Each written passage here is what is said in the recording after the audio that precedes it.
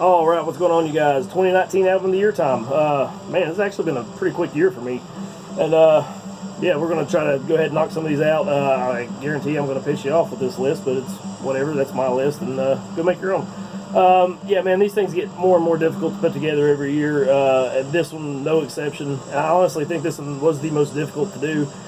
And I think the reason behind that, I've got a lot of albums on the list that were very, very similar. I didn't realize throughout the year that I was kind of picking up a lot of similar stuff. But these are my favorite albums of the year, the ones I've listened to the most. And yeah, I mean, when you get a lot of similar stuff like that, it's just kind of hard to place which ones you like better. And this list could definitely be redone. I had stuff go on the list, things come off, and I actually had 2 or 3 that I took off at the very last minute. So I'm sure I'm going to regret this, but yeah, I'll leave links for my honorable mentions, and those are all albums that made the list at some point, and just got removed at the very last moment, so didn't want to leave those off. And but I mean, I'm not going to do like a 25 or a 30. It's just too much for me. I just want to keep it a nice, even 20 albums, and it is what it is.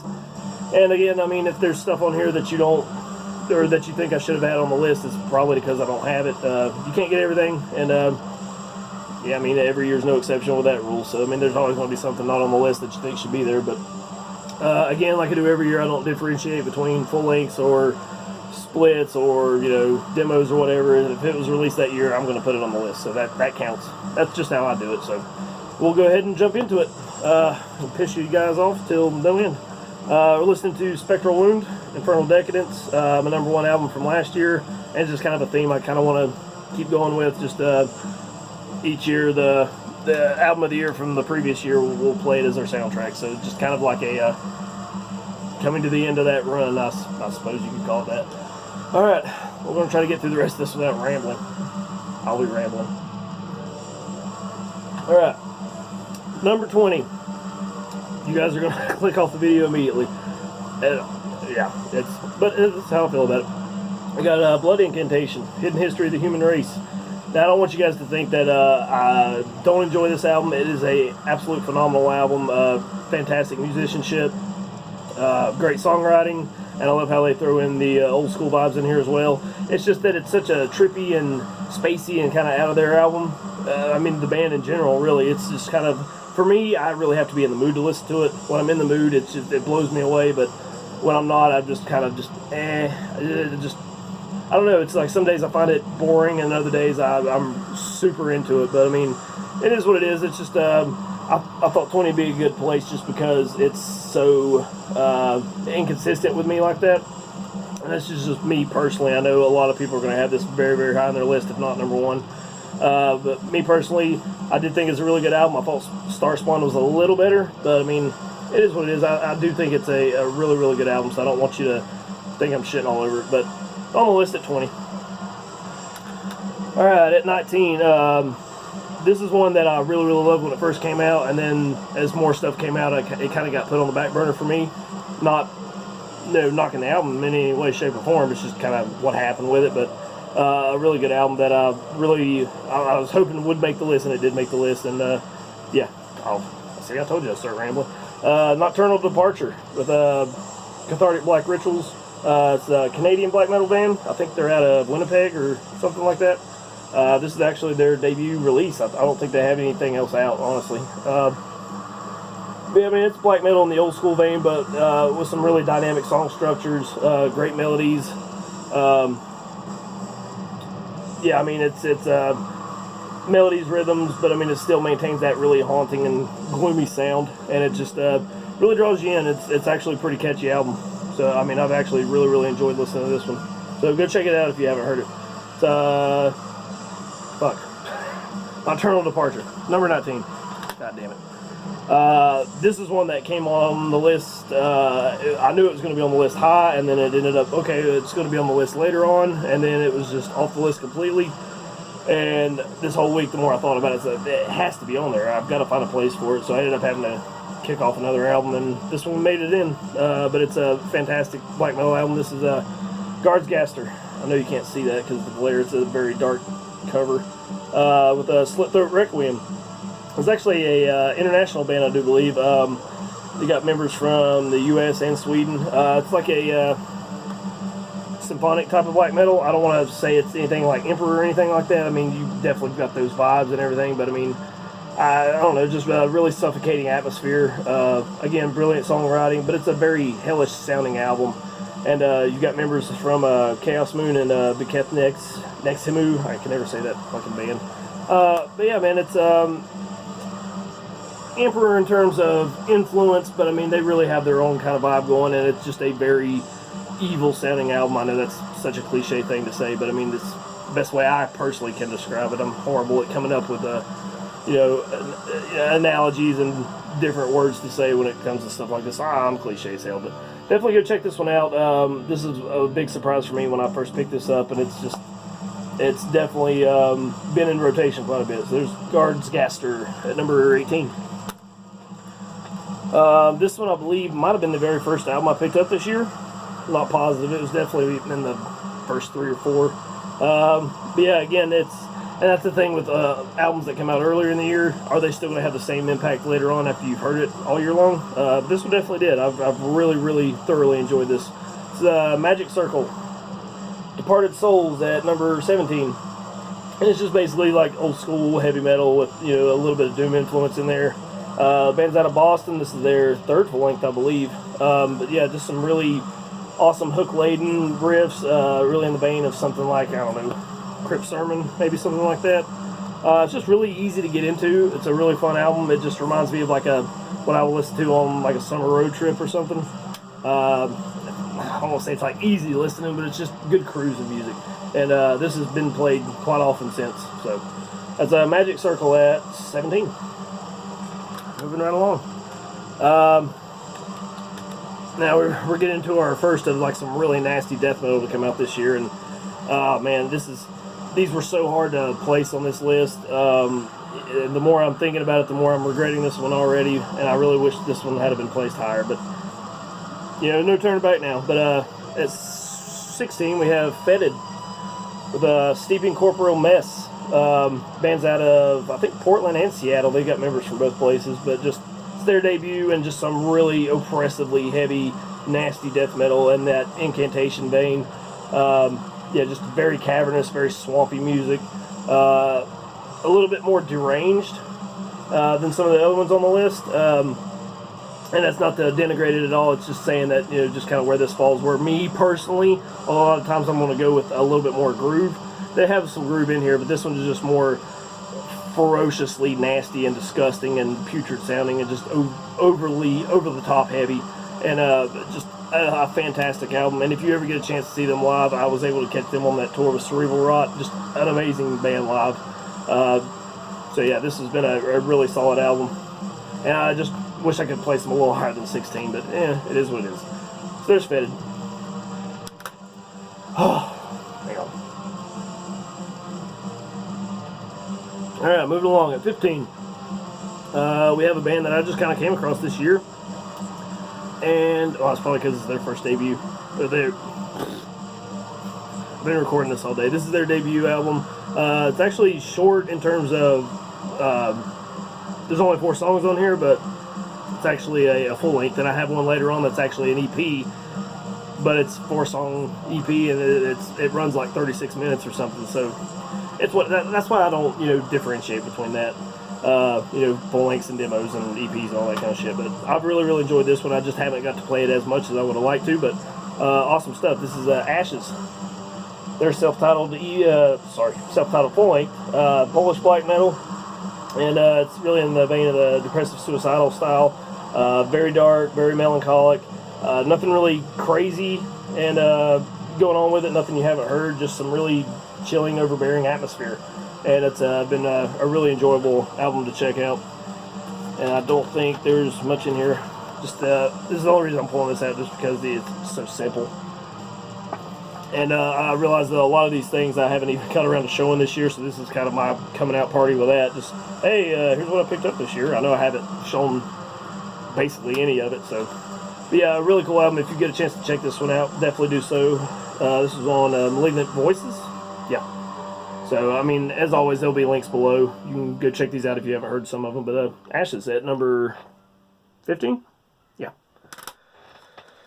Alright, and speaking of dirty, nasty death metal, as we were talking about earlier, Cerebral Rot at 14.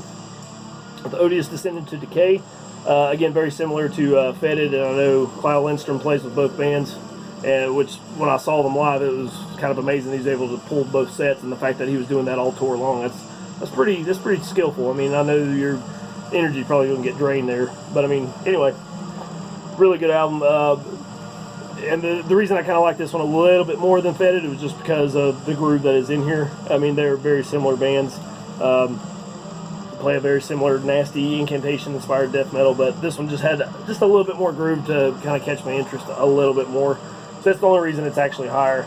Honestly, I basically call them 1B, or 1A and 1B when it comes to this stuff. I mean, they're very, very similar. Yeah, I mean, if I had to place them somewhere, again, another band I'm kind of kicking myself right now for not putting a little bit higher, but it is what it is. So, Cerebral Rot at number 14. Alright, this next one, this one was another one that's very difficult to place, and it's just one of those that just bounced around so much. When I first got it, it was very high, then it kind of went back towards the back, and then it came up more towards the middle. This one's probably been moved around the most when it came to doing the end of the year list, but it's a fantastic album, and it's really nice to see these guys back together. Nocturnalist AD, Paradox. I mean, what can you say? It's really nice to see this band return. I guess kind of. I don't think all the original. I think this is a return of all the very original members of the band, except for one guy maybe. But I don't think they were all present when recording this one. So that's why I say sort of. But again, I'm not sure if I'd call it a comeback, but it is a great album. Fantastic leads, great vocals. The entire structure of it is very well done. I mean, it's just presented top notch, man. I can't say enough about this album. It's probably another one of those that I ended up getting it later than I wish I had, and there's a long story to go with that. But do wish I had it, and if it had been played a little bit more, it definitely probably would have moved up. But it's just, as of now, that's where it is. But a fantastic album. If you are going to call it a comeback, it's definitely one for the ages, man, because they did a wonderful job on this. So yeah, there's Nocturnalist at 13. Alright, I think this is one that I talked about earlier on another video. I think I had it as a soundtrack and was kind of wishing I could find some time to talk about it a little bit more in depth, but I guess now's going to be the time. The holidays had me so busy, it was just, I basically had to cancel every other video project I had going on, so we'll definitely start picking that back up. But anyways, not to ramble again, but at number 12 we have another debut. This is Noctambulist with Atmospheres of Desolation. Just some superb Black Death from Denver, I believe. And when it comes to Black Death, I always hear, one style a little bit more focused on than another. But this one is just weaved together so perfectly. I mean, it's just a seamless, the way they're weaving everything together, man. You can't do it any better, in my opinion. Just some dismal riffs, but still have that very dark atmosphere. Just some excellent, excellent tunes. And really looking forward to see what they come up with next, man. This is some amazing stuff. And another one that I really thought was going to be at least in the top 5. But it's just, it kind of ends up this way. And I love the cover art also. I mean, everything about this album is just phenomenal. If you get a chance to check this one out, I would highly, highly recommend it. So there's Noctambulist at number 12. I'm probably going to get in trouble for showing this one. I guess you already know what it is now. I guess I'll show it briefly because I don't want this video taken down. But number 11, we have Pissgrave-Posthumous Humiliation. I don't get it. I was talking to somebody earlier about how this album was really, really hyped when it first came out, and then I guess everyone started moving on to other things, and I haven't really heard anything about it since. But I absolutely love this album. Originally, I actually liked it better than Suicide Euphoria, and then that's kind of faded a little bit. I think Suicide Euphoria is just a little bit better. Just to me, it sounds a little nastier. This is a little bit more focused, in my opinion, but I don't know. Just it's just the way that Suicide Euphoria kind of came across, and this one, being a very good album, it's just, I shouldn't compare albums like that when they come out different years, but it's just, that was kind of the way I ended up placing this one. Just how much more did I like it, or how much less? And I mean, if we're still talking about this being 15 or whatever, and Suicide Euphoria was out, it'd definitely be way higher. But Still an absolutely colossal killer album. I mean, it's just basically combining old school death metal and the feeling and sound of amoebic dysentery or something like that. And definitely some of the front runners when it comes to these new death metal bands. You know, you got all the old school bands that are kind of everyone focuses on, but you got bands like Pissgrave for one, and Tomb Mold and some others just definitely kind of taking it to the next level, and it's really fresh and really nice to see. So Pissgrave at number 11. This is going to be my shortest album of the year list ever.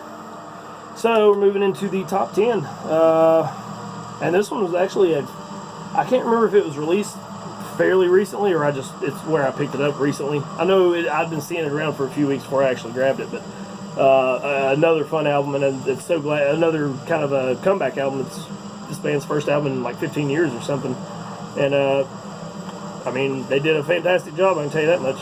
But we got Lord Gore, Scalpels for Blind Surgeons. Again, like I said, first album in 15 years, but I mean, it's a very, very sharp guitar attack, really putrid vocals, just unrelenting, blistering assault. And I know in the early days they were known, you know, a little bit more, I don't want to say more for their grindcore sound, but it was kind of a death metal and grindcore sound. But this one is not as much grind in it, but which is kind of a knock for me. But I mean, honestly, I think it really makes the album a little bit more focused, a little bit more straightforward, and you can kind of you know, take these sounds and really kind of fixate on other things where it makes it sound a little bit more nasty, but still have the really hyper attack of like a death metal album. Whereas I guess what I'm saying is it sounds sloppy without having any grindcore in it. That's not to say it's not in there, but I mean it's there. But it kind of makes the album a little bit more focused, in my opinion. But yeah, I mean, a killer fucking album. I love the cover art, love the logo, everything about this. And another band I'm just really happy to see these guys returning. And goddamn, what are we at? Like 4 or 5 Portland bands on here now already on this list. So I mean, that whole goddamn scene is just amazing. It's just crazy what they're coming up with. All right, so there's Lord Gore, number 10. At number 9, and I know this is this band's second album in 2 years, and I've got a couple other ones on here like this as well. This one is actually a little higher on the list last year. I think it came in number 2. And this one it's pretty good. It's just not quite as good as the one from last year, but I definitely really enjoyed this one as well. This is the third full length from None with Damp Chill of Life. And again, second album in 2 years, and just some really, really good atmospheric, depressive black metal, and another band out of Portland. And again, I mean, really just another masterpiece from them. You've got the cold ambience, the brooding atmosphere. I mean, it's just absolutely perfect album for a cold, rainy night, or just I don't know, cold winter nights or whatever. It's just one of those that definitely fits the elements. And a band that I've really become fond of since last year. And the fact that they can write such a killer album as they did last year with Life's Gone On Long Enough and kind of follow it up with something just as good, maybe not quite as good, but I mean, it's definitely up there. I mean, that's some pretty good skill to be able to pull that off. And another masterpiece for hypnotic nerds, man. So out of most of this stuff, definitely go check this band out if you haven't yet. I'm really really want you guys to check this out and see what you think of it. I'm really curious to know about all this stuff for sure, but definitely curious to see what you think about this band, because they've become one of my favorites very, very rapidly. So there's None at number 9. Number 8. We got so many different formats. I had to remember what order I had them in. I don't remember where I placed this band last year, and this is another band that put out their second album in 2 years, but I remember really liking it, but not quite as much as I thought I would later on. But this one was actually, to me, it blows last year's album away. This is Tomb Mold, Planetary Clairvoyance.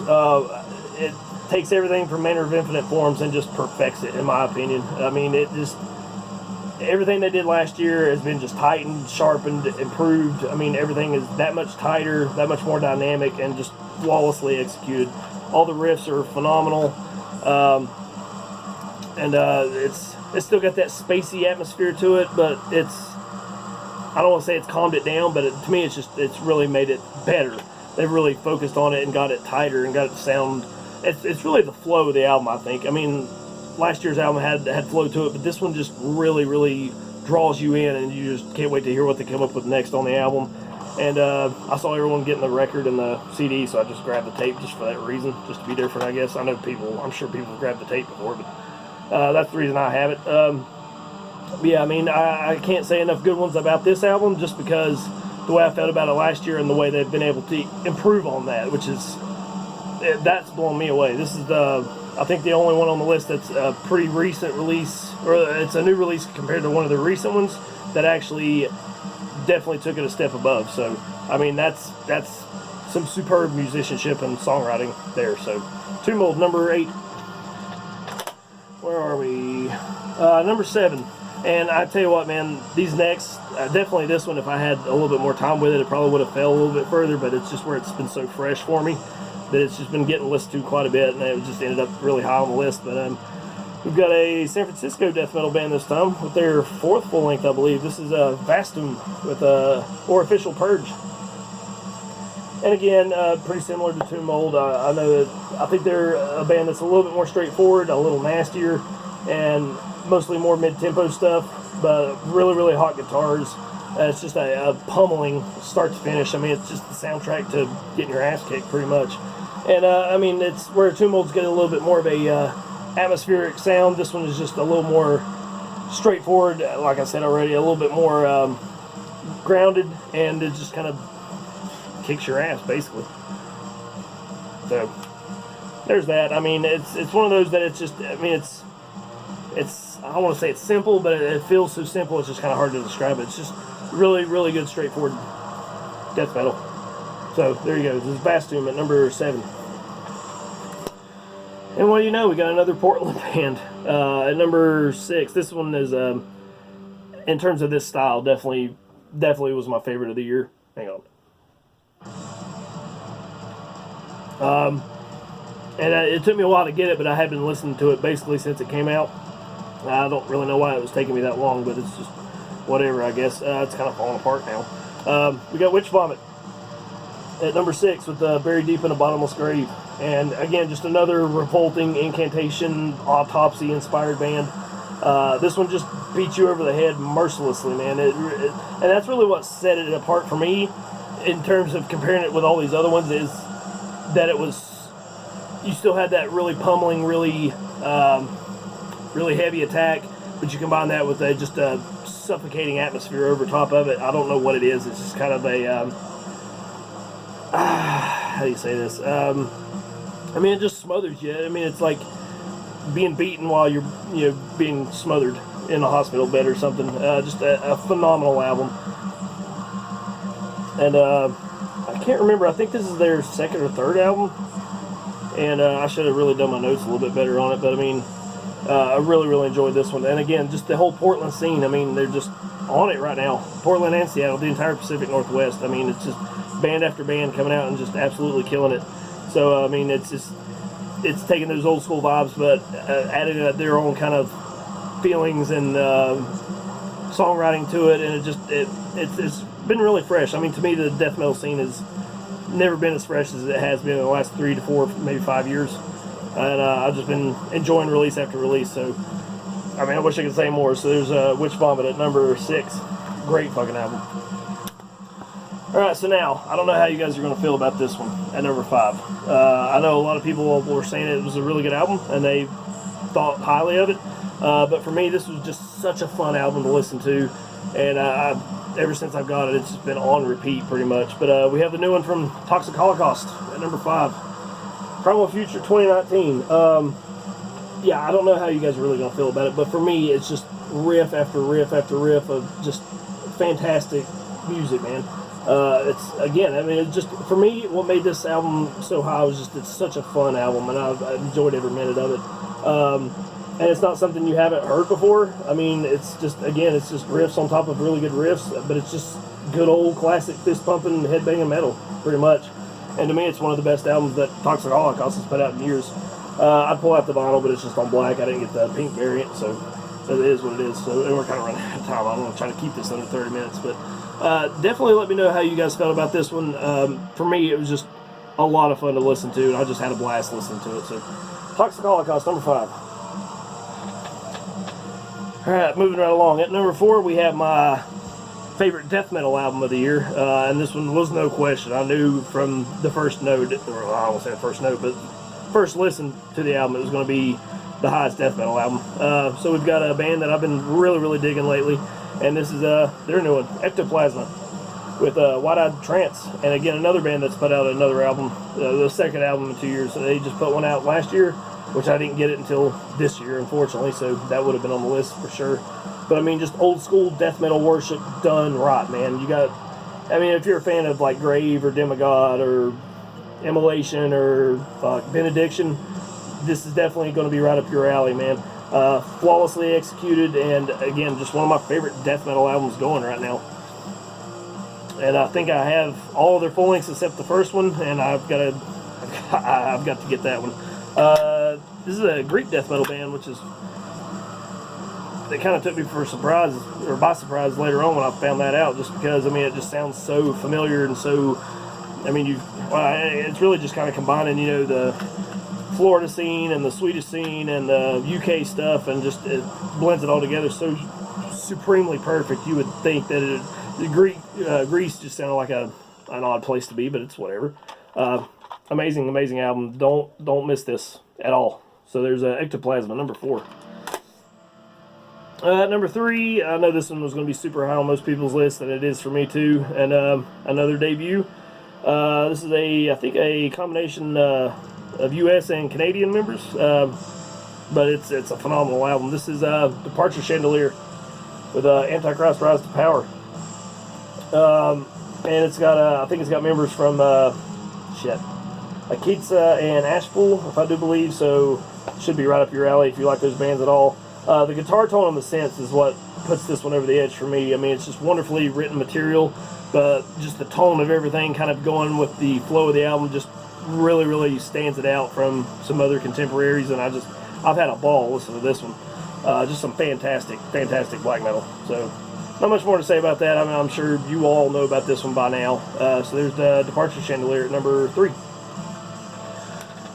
Alright, now we get to where it got really tough. I mean, these two went back and forth between number 1 and number 2, and I really had a hard time deciding. And honestly, right now, I could say 1A and 1B and just not have it too. But this is just where I'm at now, and we'll just go with it. So at number 2, we have a fantastic German black metal album. This is actually an EP. It's a 4-song EP, but it's like 30-some minutes, so you might as well call it a full length. This is Ultha-Belong. Holy shit, man! This is a fantastic release, man. It's so full of character, painful emotion, dark atmosphere. Just really a perfect ensemble of black metal. I mean, just precise structure, dynamic songs. I mean, it really has it all. And if you haven't heard this yet, I highly encourage you to go check this one out. You will not be let down by this, and you'll see why it really should be number 1, honestly. I mean, but at number 2 is just a good spot for it, because I had a really hard time deciding on this one. But do yourself a favor and go check this out if you haven't yet. Just phenomenal stuff. So there's Ultha at number 2. And number 1, I mean, it was an album that I thought would be in the top 5 for sure, and then it bounced back and forth between 1, 2, and 3, and it was just like, it's got to be number 1. It just has to be number 1. There's just no other way around it.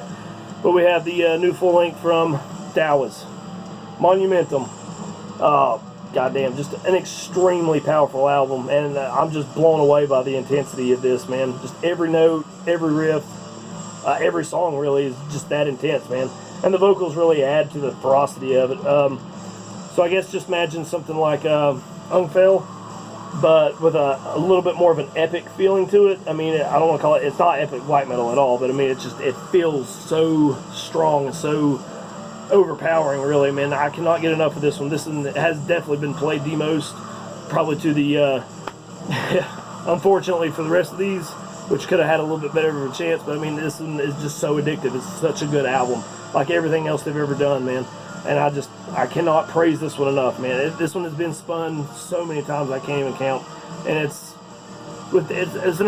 I'm probably being biased with it, but I mean, it's just, I love this band and I love this album so much I could not put it at number 1. So, I mean, just wonderfully composed and performed, and you know, they definitely struck it rich in the minds this time, I'll tell you that much. So, that was number 1.